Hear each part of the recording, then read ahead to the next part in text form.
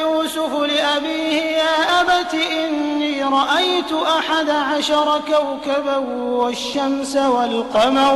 والشمس والقمر رأيتهم لي ساجدين قال يا بني لا تقصص رؤياك على إخوتك فيكيدوا لك كيدا إن الشيطان للإنسان عدو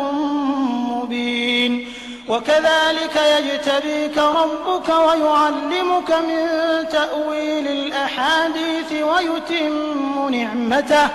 ويتم نعمته عليك وعلى آل يعقوب كما أتمها على أبويك من قبل إبراهيم وإسحاق إن ربك عليم